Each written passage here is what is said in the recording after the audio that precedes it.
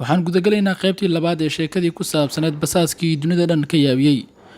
Qaybtii koowaad ee sheekada ayaa waxay inoo joogtay hal toddobaad kadib Poland wuxuu la fadhiyay Himmler oo ah ninka ugu halisan Jarmal oo dhan marka laga reebo Hitler.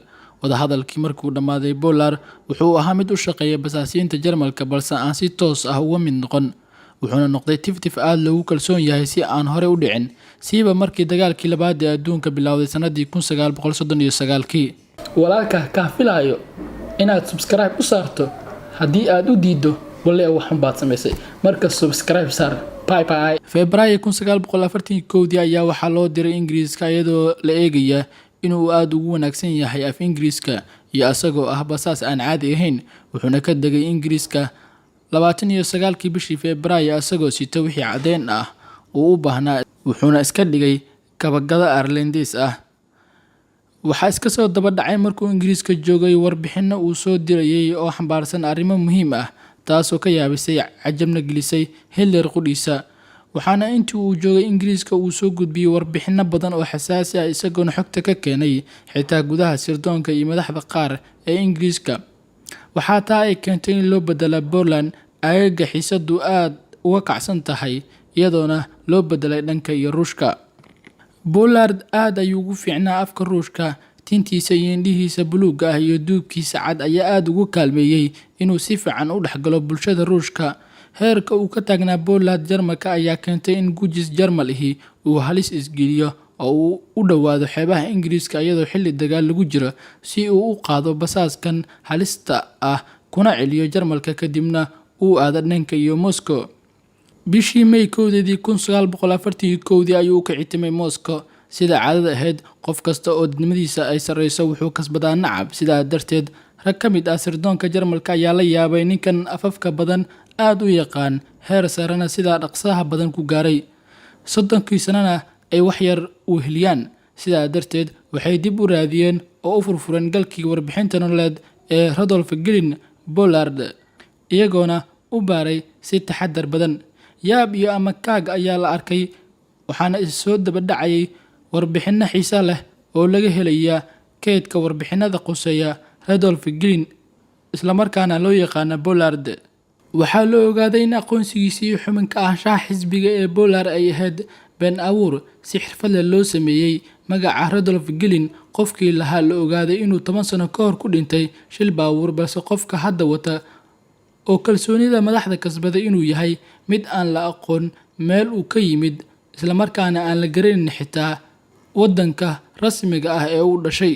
durbadii waxaa loo gudbiyay Himmler oo asaga qudhiisa ugu yaraan 2 jeer dib u fiiriyay warbixinta inta uusan u gudbin Hitler. xanaaqii Hitler oo waali casri noqday tanna ay ula dhigan tahay in wiilkan yar uu dadka hortooda ku dharbaaxay asagoo ah hogaamiye ayaa amray in dib loo soo celiyo Poland inkastoo warbixinadii uu soo dirayay ay ahaayeen kuwa wax ku ool ah.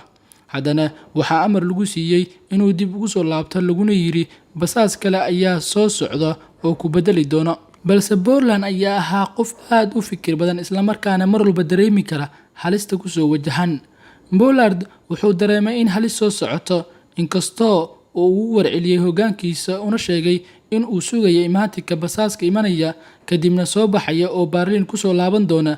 balse basaaskii bedeli lahaa markuu yimid ma uusan arag Poland oo ay ahayd in uu sugo balse wuxuu la kulmay oo uu meeshii ugu yimid ciidanka la dagaalanka basaasiinta ee Ruushka oo markiiba qabtay. waxaana la waayay meesha jaan iyo cirib uu dhigay Poland.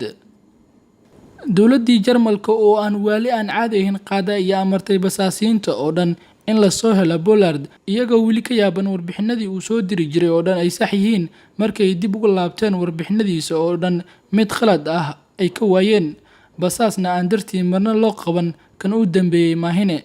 inta Jarmalku uusan wax cad meel ku salayn waxa uu ka muuqday Poland dalka Ingiriiska asagoo wata magaca John York watana warqadiisa aqoonsiga cadeynayay oo dhan.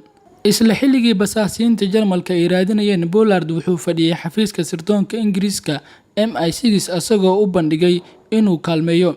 yaab ayaa ka soo haray sirdoonkii MI6 markii uu u gudbiyay warbixino aad halis u ah oo ku saabsan ciidanka iyo sirdoonka Jarmalka iyo basaasiinta Jarmalka ee ka shaqeeya Ingiriiska. taasna waxay shaki ku abuurtay MI6 waxayna go'aansadeen in Pollard xabsi lagu hayo inta laga baarayo qudhiisa, taas oo uu si deganaansho ah u aqbalay. Weliba isagoo dhoola cadeynaya iyo waxa uu sheegay in ay ku dhaqsadaan baaritaankiisa, waayo waxa uu sheegay in marnaba uusan u sii dulqaadan karin in uu xabsiga ku sii jiro.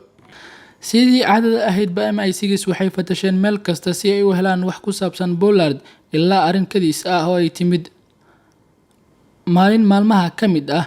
Nin ka mid ah sirdoonkii Faransiiska ee ka soo cararay dalkiisa markii Jarmalku qabsaday isla markaana u shaqeynayay MI6 ayaa isagoo faylalka baaraya indhihiisa waxay qabteen sawirka Pollard. Markaas isagoo yaaban si kor ah wuxuu u yiri, Jeriel Beer ahaa muxuu halkan ka samayn? Shaqo wadaagiisii Ingiriiska ahaa baa ku yiri, ma taqaan ninkan? Haa, annaga ayuu noo shaqeyn jiray oo noo joogay Jarmalka, balse markii Paris la qabsaday warkiisa waan weynay. Si degdeg siima ku jirta ayaa loogu yaacay qolkii uu ku xirnaa Pollard si arrintan wax loogu weydiiyo, laakiin wax aysan filayn ayay la kulmeen. Qolkii uu ku xirnaa Pollard waa cidlo, mana ku jira. Talow halkuu aaday? Waxaa bilowday baadigoob cusub. Qaybtii labaad, sheekadii ku saabsaneed sirdoonkii ka yaabiyay dunida oo dhan waa intaa. Waxaa inoo ballan ah qaybta saddexaad iyo qaybaha kale ee xiga.